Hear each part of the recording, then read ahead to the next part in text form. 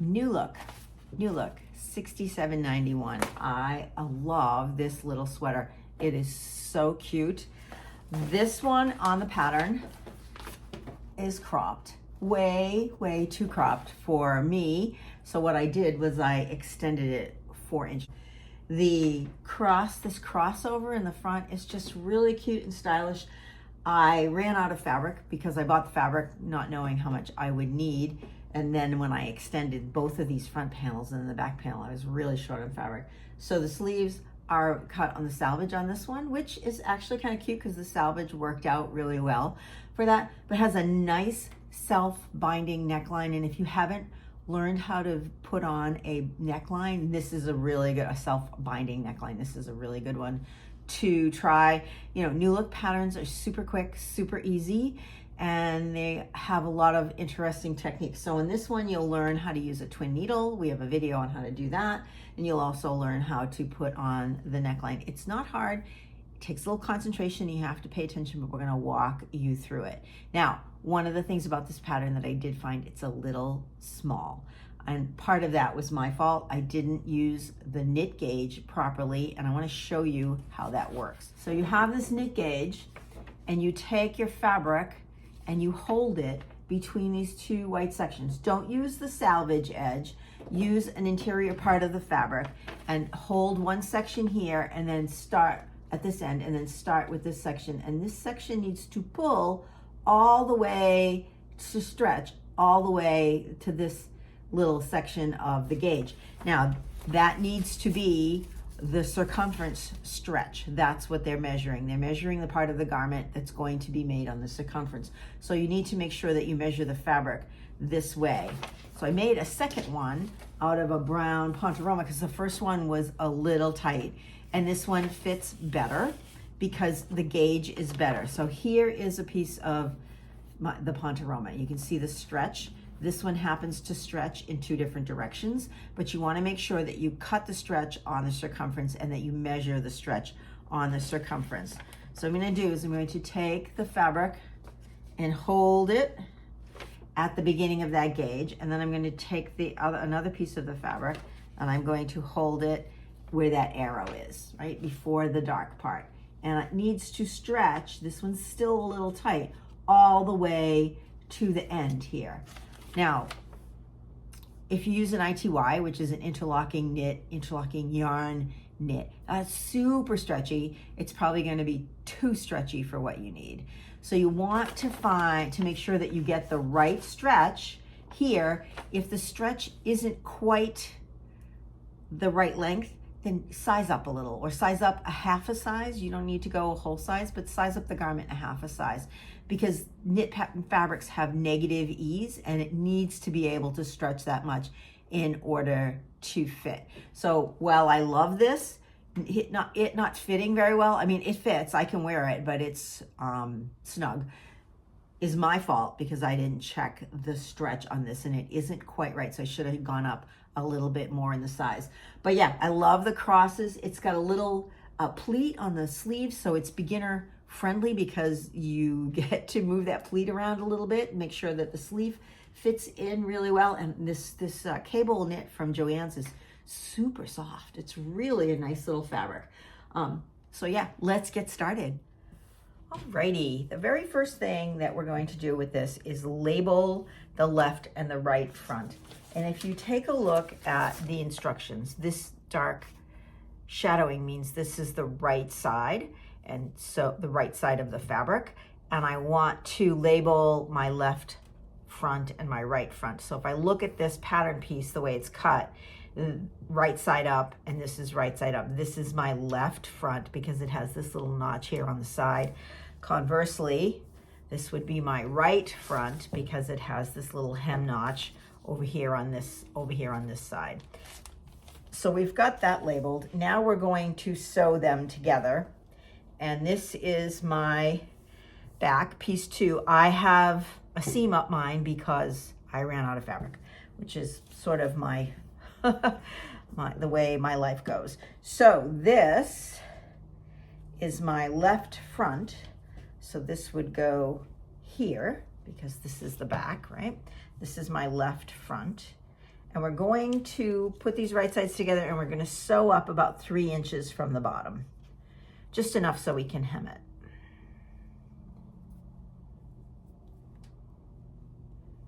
And I'm also going to do the same thing with my right front.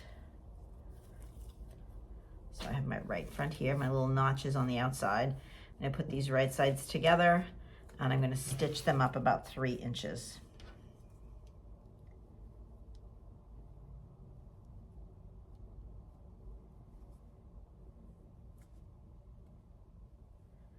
All right, and then I'm going to have a piece that looks like this, right, after I stitch those.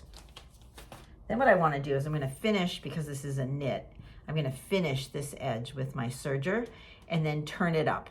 So this notch will tell you, this notch is 1 inch, I think. Yeah, this says take zigzag 1/4 inch or overlock it, and then we're going to turn this all up and we're going to hem it with a twin needle. And I have a twin needle video, so I'll put that down below on how to sew with a twin needle. But you want a twin needle because it stretches.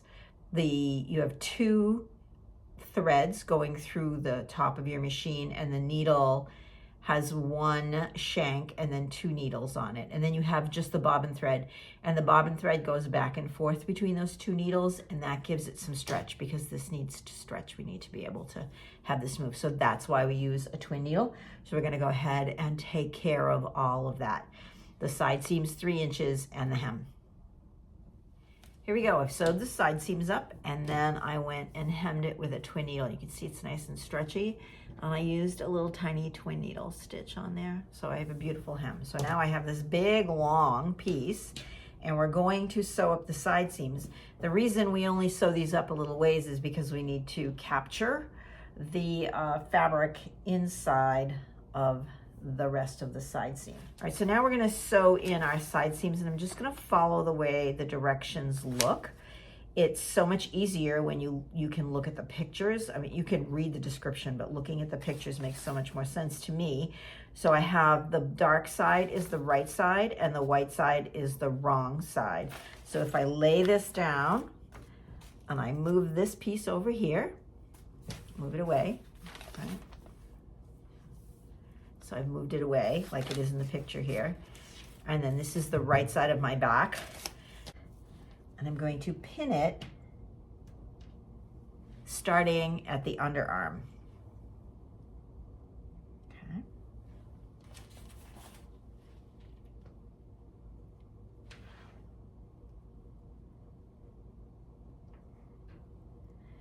And this would be the same, this would work out the same for even the shorter one, because I extended the back and I extend the front. I'm still going to have that crisscross in the front.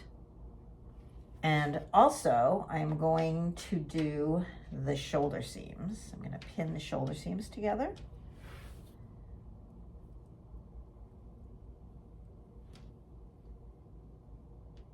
All right, so my shoulder seams pinned.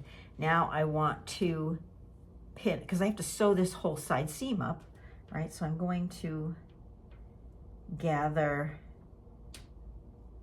this, so other piece that I brought back over. So I have 3 layers here. I have the back, I have the right side and the left side where the crossover is. So I'm going to finish sewing that seam. Same thing on this side. I'm going to sew this seam right into the side seam. So the key to this is to match up the underarm, right? If you want the underarm to match, our side seam that we sewed part of already should match without any trouble. And then we're just adding this lapped piece, and you want to make sure that all the edges are even, they all line up. Okay, so we have the crisscross here.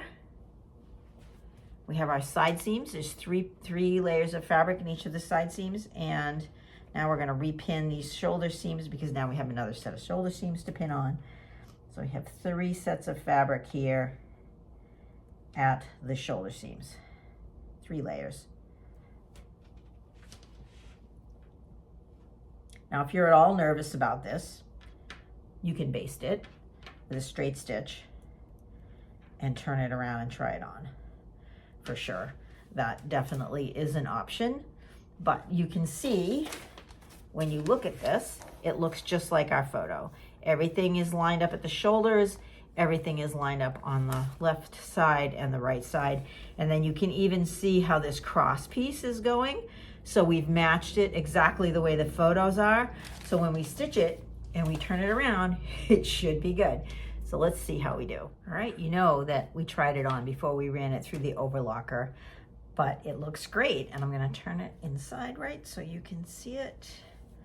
It's really cute. I tried it on and I'm really glad I added 4 inches to it. It's just about the right length to wear with, I plan on wearing this with one of those slip skirts that I made. It would look great with the leopard one. It'll actually look great with all 3 of them because the color works really well. And this has like a chenille, like a little chenille feel to it. So it's just the right length to cover the waistband on one of those skirts. So I was really happy with that. If you want it a little bit longer, I would suggest going more than 4 inches because this is going to hit right like about where the waistband is on me. So the next thing you want to do is you want to just run a bead of stitching, 1/4 inch, 3/8 of an inch inside the seam allowance to hold these pieces together. So we have multi-layers here. In the front we have 2, around the arms in the front we have 2, and it will be much easier to navigate sewing that if you just sew a straight stitch, so you stitch these together like they're one piece. So we're going to go ahead and do that. And we're also going to work on the neckband, which is piece 3. Pretty simple. Looks like this. One little piece, we're going to sew it into a circle.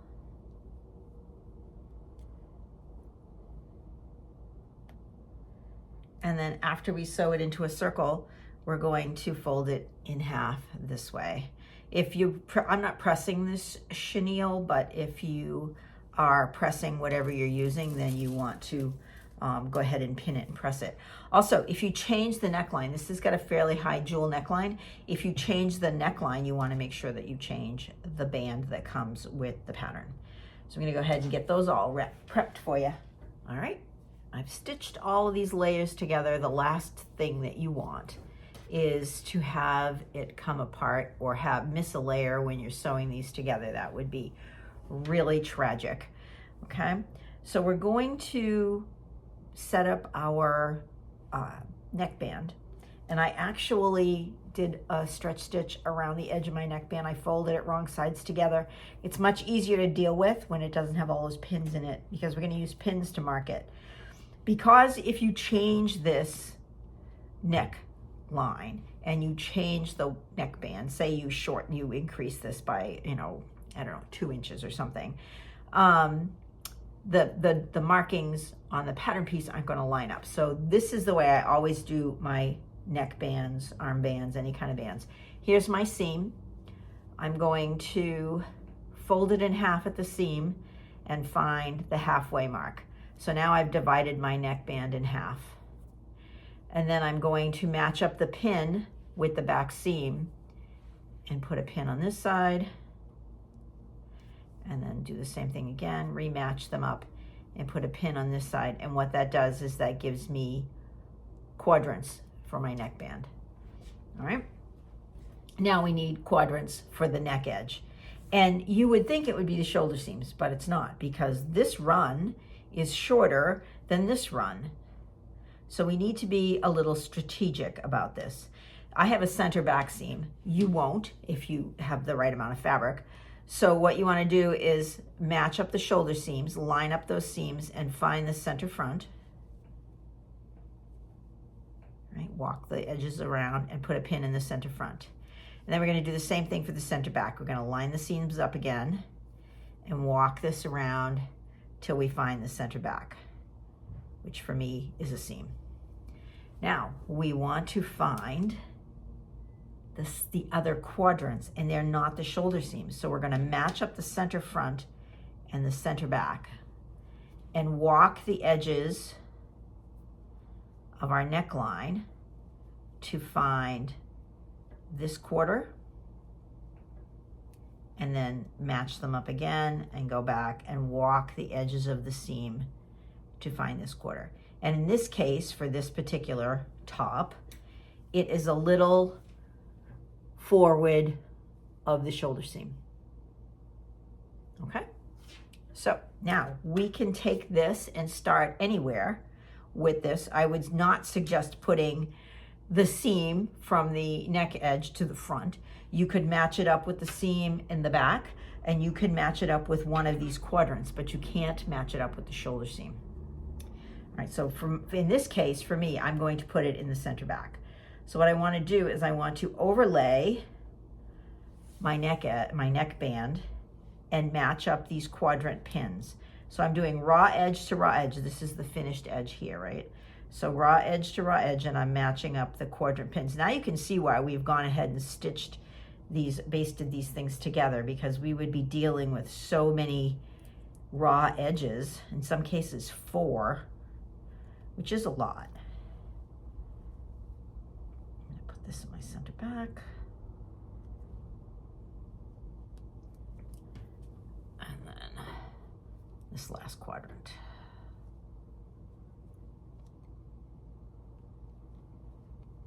All right, so now I have my neck band pinned to my neck edge, and you can see that the neck band is smaller than the actual neck edge, and that's on purpose, because the neck band, it sucks up the little bit of the opening to keep it from waffling. If you've ever made like a t-shirt or anything with a knit, and you make the neck band the same size, or you turn the edge under, what happens is there's no tension there.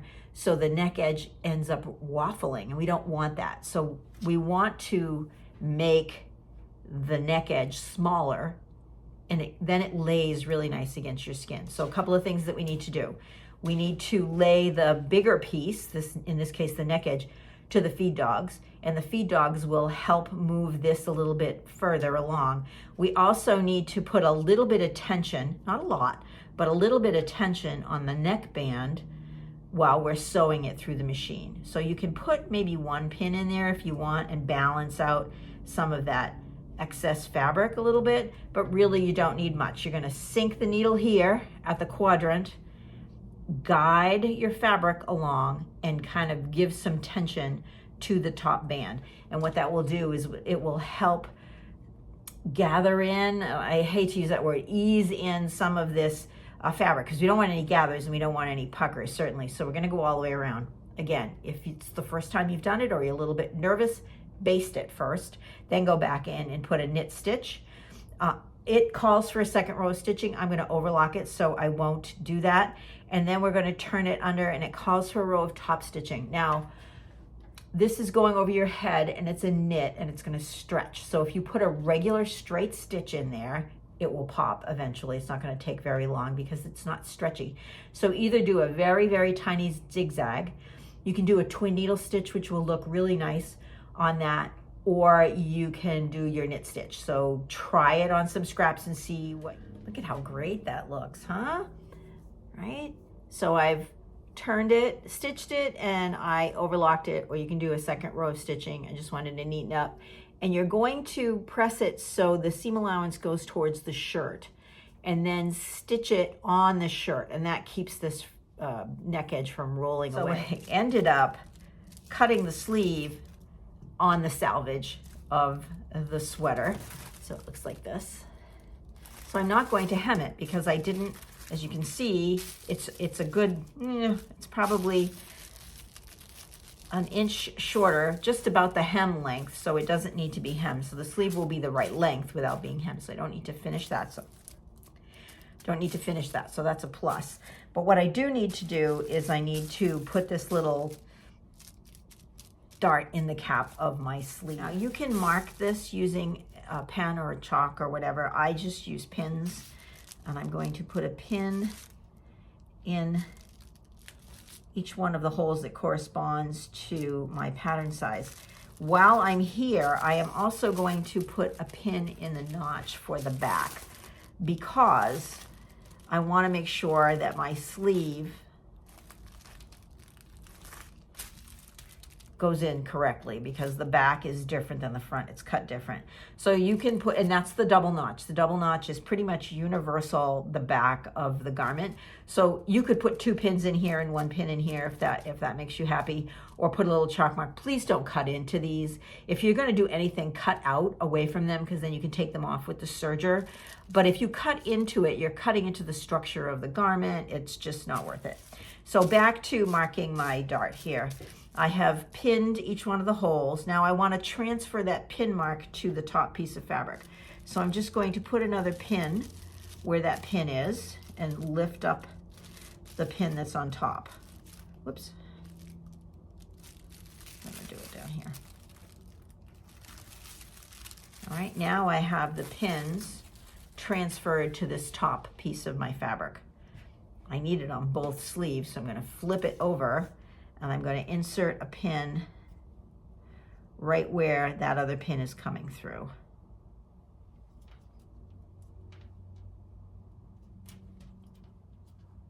Then when I take my garment apart, ta-da, I have little pins there. So now I'm going to fold it.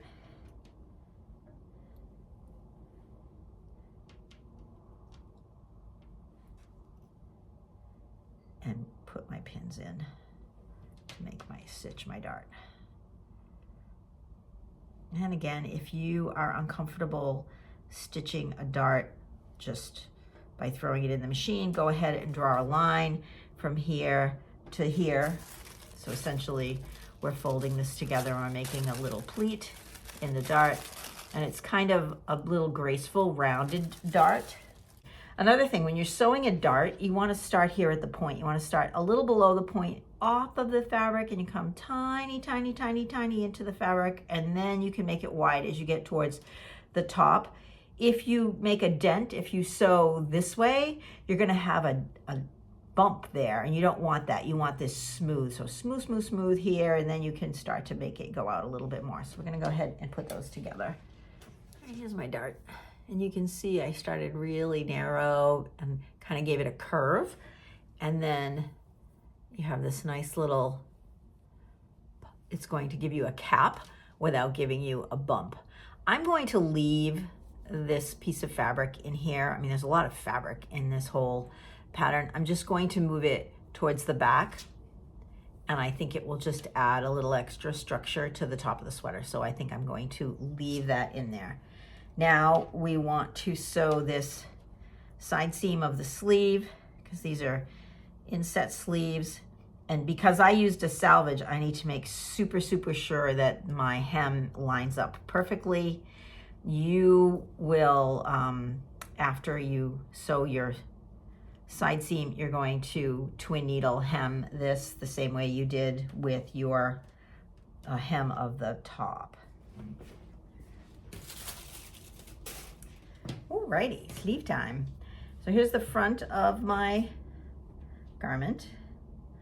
Turn my sleeves inside right. I like to have things laid out the way that they're going to be laid out when I have it all put together. So here is my sleeve, right side up. This pin is here to note that that's the back. So this sleeve is going to go on this way. Turn the sleeve in. This sleeve lost its pin, but we know because that sleeve is on that side, this sleeve is on this side. So this is the way it's going to look when it's all put together. All right, so what I like to do when I go to sew my sleeve on, I know that this is going to line up at the top.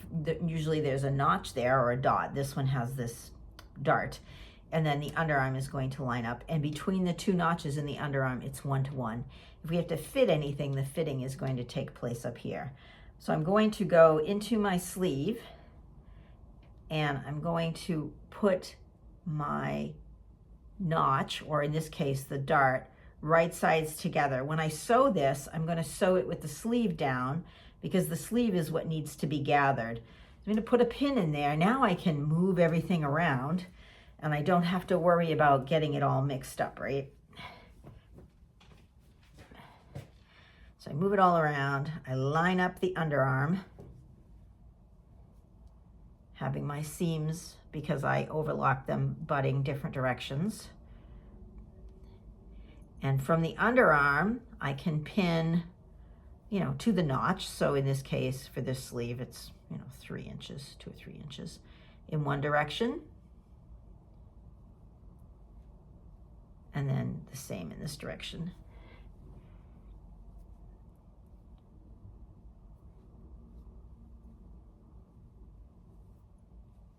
And then what I'm left with is what needs to be gathered.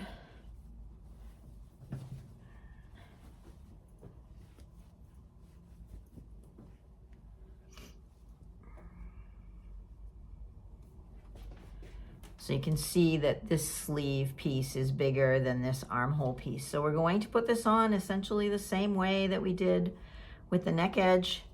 This time I'm going to pin it though. With the neck edge, I only pinned it in a couple of spots. But with a few pins, look at that, fits beautifully. So we're going to attach our sleeves. I hope you enjoyed this new look, $67.91. Until next time, happy sewing. Bye.